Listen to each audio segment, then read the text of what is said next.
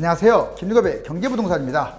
구독, 좋아요 부탁드립니다. 부동산은 우선적으로 장기적인 접근을 해야 하는데 서울을 비롯한 고가 아파트들의 거품값이 지나치게 높기 때문에 매수에 신중해야 합니다.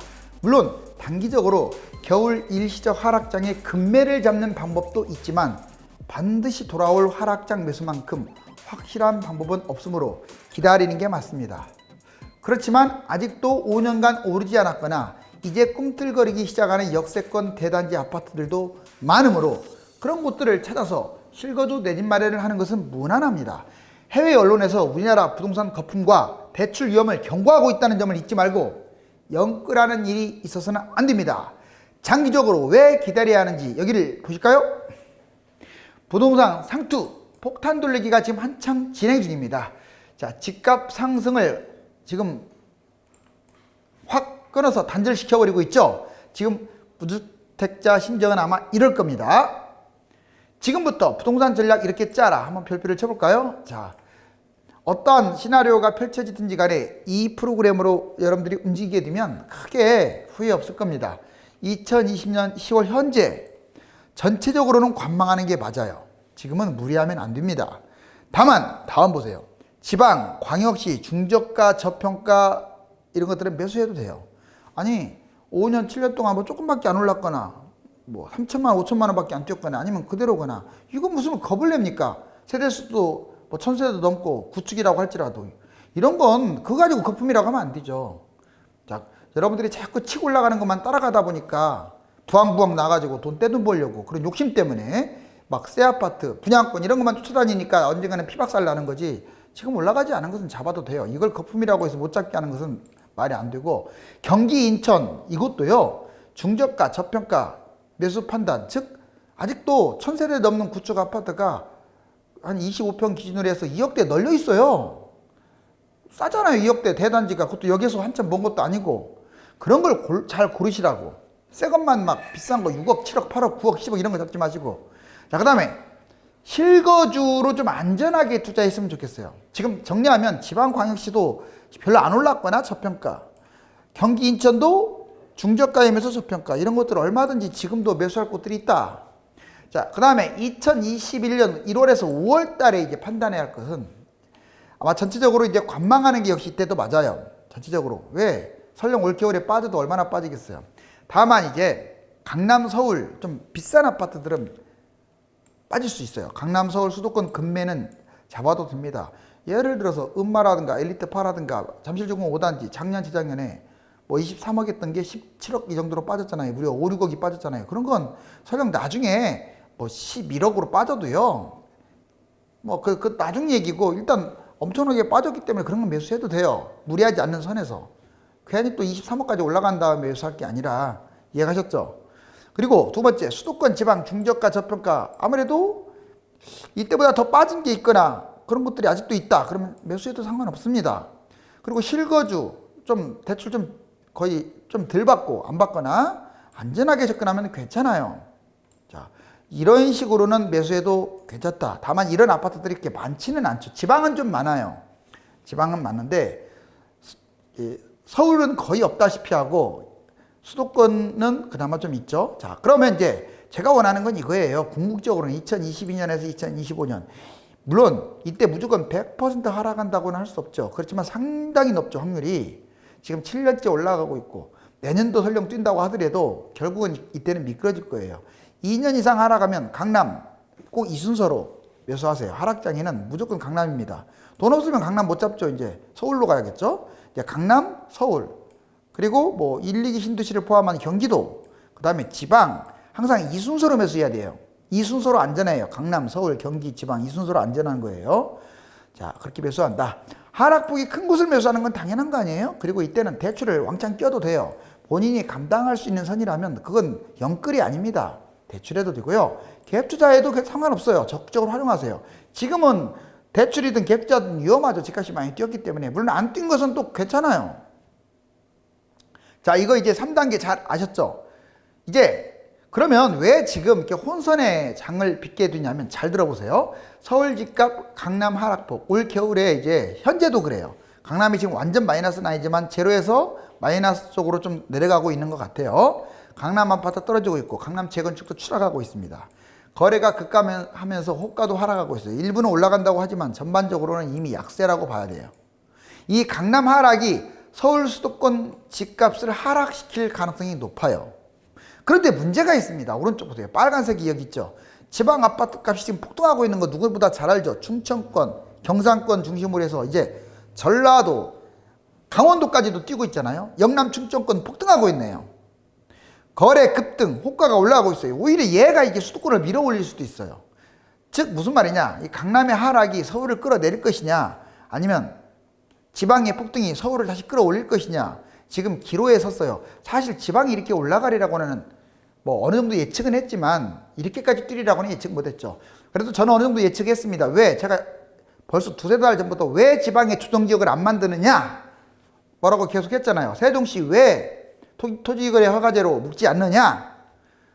나몰라라 하고 있지 않습니까? 왜? 집값 더 띄워야 하니까. 여기 보시면 강남 하락이 확대돼야 서울이나 수도권 집값이 떨어질 가능성이 높습니다. 그리고 지방 폭등, 지방이 상승해도 상관은 없는데 폭등, 지금은 폭등이라고 할 수 있어요. 이걸 막아야만이 서울 수도권 집값이 겨울에 많이 떨어지겠죠. 만약에 지방이 의외로 많이 올라가 버리면요, 역으로 서울 뛰면서 다시 강남이 또 뛰어버린다고요. 근데 강남이 많이 추락하게 되면 서울 떨어지면서 지방까지 영향을 주겠죠. 자, 어떤 바람이 거세냐 지켜보자고요. 자, 장기적으로는 폭락입니다. 이게 지금 제가 말씀드린 것은 단기적이었고, 장기적으로는 이거 잊지 마세요. 누가 뭐래도 폭락 맞아요. 뭐 올 겨울에 어떻게 되고 내년 초에 어떻게 되고 이것은 단기적이잖아요. 자, 왜 그러느냐? 사이클이 이미 위험해요. 7년 동안 대세 상승, 대세 하락 이렇게 가는 건데 최장 상승을 하고 있잖아요. 너무 뛰었어요. 7년째 폭등을 했습니다. 그것도. 그 다음에 2배나 뛰었어요. 일부는 3배를 뛰었어요. 강남은 3배 뛰었어요. 이게 지금 정말 부동산이 이렇게 뛴 게 어떻게 보면 한 번도 걷지 않는 길을 가고 있는 거예요. 더군다나 경제는 불안하고 경제 위기설도 솔솔 나오고 있어요. 이 질병 사태 때문에 집값이 폭등했다고 제가 그러잖아요. 돈을 막 풀고 정부에서도 적극적으로 안 잡잖아요. 질병 사태 때문에. 하지만 그게 경제 위기의 단초가 될 수 있다는 거. 대출 상당히 위험해서 금융권, 은행권이 부실한 상황입니다. 지금. 자, 질병 사태 아까 말씀드렸지만 계속 지금 확장되면서 경제 상승을 막고 있고요. 집값 거품 또 오죽 심합니까? 오죽하면 국가 같지도 않는 중국 그런 각 도시들하고 맞먹고 있어요. 거품이. 자, 투기가 너무나 판치고 있습니다. 뭐든지 과열되고 하면은 위험해요. 자, 과열되면 주식도 과열되면 결국은 폭락하듯이 부동산도 마찬가지입니다. 지금 폭락 위험의 요인이 너무 많죠. 대세 하락과 추가 상승, 이 변곡점을 관망하라. 아까 장기적으로 아주 안 좋고 단기적으로는 뭐 떨어졌다 올라갈 수도 있고 이렇게 말을 했는데 한번 보자고요. 단기적으로 보면 이게 지금 0이에요. 0. 현재 상승이 축소되고 있습니다. 이번 주에 약간 반등하긴 했지만 어찌됐거나 지금 0에서 이 근처에서 놀고 있어요. 강부합에서 놀고 있습니다. 서울 쪽. 물론 지방은 이렇게 날아가고 있죠. 지방은. 제가 말하는 건 서울이고 수도권도 조금 반등했지만 그래도 이렇게 떨어지는 추세. 강남도 이렇게 하락 추세예요. 자, 그런데 이게 정상적 상황이라면 현재는 이 0 근처인데 마이너스로 돌아서 가지고 이제 뭐 12월이든 1월이든 아무튼 1월에서 5월 예상하기로는 좀 하락으로 좀 어느 정도 내려올 것 같아요.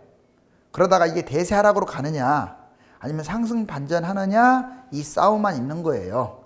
자, 그런데 과거 패턴을 본다면 저는 현재로서는 반반이지만 과거 패턴은 100% 떨어졌다가 또 올라갈 거예요. 정부가 집값 잡을 의지가 없으면 또는 소극적이면 올라갑니다. 이건 분명해요. 근데 집값 잡을 의지가 있다 그러면 대세 하락까지는 아니래도 계속 빠지겠죠. 그래서 지금 이 변곡점이라는 걸 보여드리는 거예요. 자, 지금 너무 추격 매수하지 마세요. 특히 서울이라든가 고가 아파트들은 추격 매수하지 말라고요. 자, 이제 부동산 장기, 단기 한번 보자고요. 장기적으로는 폭락 위험성이 있고 단기적으로는 선약, 이제 먼저 약한 다음에 후강, 뒤에 강해질 것이다. 자, 먼저 장기적으로 보세요. 이거 여러 번 그래프 봤죠? 2013년에 내려왔고요. 지금 현재 여기까지 뛰었어요. 자, 올라가면 이만큼 조금 더 뛸 수도 있습니다. 즉 2021년에 하반기 때 또 올라갈 수 있다는 걸 보여드리는 거예요. 그렇지만 얘가 떨어지는 날에는 폭락입니다. 여기서 이렇게 떨어졌듯이 대략 거의 50%는 떨어진다고 봐야 돼요. 조금 더 먹으려다가 이걸 맛보면 안 되죠. 그래서 제가 아까 말씀드렸잖아요. 많이 뛴 것들은 뭐 좀 더 뛰어봤자 위험하니까 잡지 말라고 했잖아요. 이 장기가 상당히 제일 중요하다고 했잖아요. 자, 폭락하면 망하는 거잖아요. 그런데 이제 단기적으로는 또 이렇게 볼 수가 있죠. 단기적으로는 아마 소폭 등락을 하지 않을까. 등락이란 말은 소폭 올라갔다 떨어지는 거, 또는 떨어졌다 올라가는 거. 겨울 하락 후에 등락 변수. 여기 보시면 이게 0입니다. 0. 보시면 대책 나올 때마다 이때 이렇게 뛰었죠. 그 다음에 나오고 난 다음에 잠깐 이렇게 빠진 게 보이죠? 그래서 전반적으로 폭등했는데 현재가 지금 여기에요. 여기 원차지인데 여기. 자, 그럼 여기서 마이너스로 갔을 때 아까 보여드렸던 거 이제 A로 대세하락으로 갈 거냐 B로 반등할 거냐 이 싸움인데, 자, 이거는 이때 가서 판단해도 돼요. 지금 잡아야 할 게 있고 겨울에 잡아야 할 게 있고 대부분 2, 4년 후에 잡아야 할 게 수도권은 많은데, 그렇다고 치더라도 자, 이때 판단을 해도 늦지 않습니다. 단기적으로는 올라가든 떨어지든, 자, 뭐 혹시 강남이 많이 빠졌다 그러면 잡을 수 있어요. 금매로 더 떨어져도. 서울도 마찬가지고. 근데 얘보다 중요한 건 이거다. 잊지 마세요. 자, 전세가율, 매매가 갭 차이. 이게 전세가율 여러분들 보시면 2015년에 자, 지금 전세가와 서울 아파트 매매가 가격 차이가 한 1억 6천 정도 차이 났어요. 평균적으로 1억 6천만 원. 그런데 지금 매매가가 너무 뛰는 바람에 20년 현재 5억 1천만 원 정도 있어야 전세 끼고 매수하는 거예요. 서울 중위권 가격이 대략 10억대인데 대략 자기 돈이 5억은 있어야 5억 1천만 원 전세 끼고 해가지고 10억짜리를 잡는다 이 말이에요. 이해 가셨죠?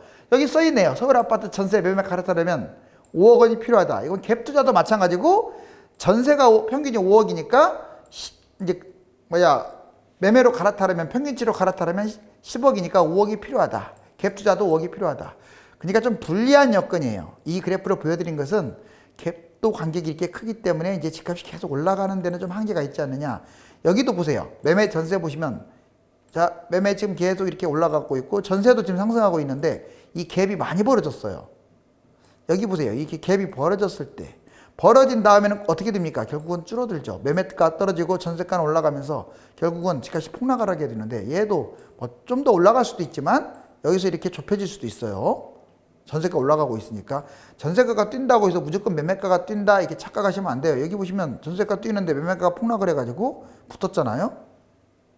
자, 그러니까 전세와 매매 이 흐름을 본다면 하락 위험성이 좀 더 크다. 공시가격 현실화, 이게 지금 뜨거운 감자입니다. 이제 공시가격 현실화 하게 되면 어느 정도 타격을 받느냐. 다주택자들은 쫄딱 망하는 거고요. 다주택자들은 많이 망합니다. 종부세가 팍 올라가겠죠. 재산세랑. 그런데 이제 1주택자도 한번 보자고요. 여기 보시면 중개 무지개 아파트 현재 이제 내년 재산세 45만 원 내고, 그 다음에 2026년에는 90% 된다면 대략 한 73만 원 정도 내네요. 별로 크게 안 내죠.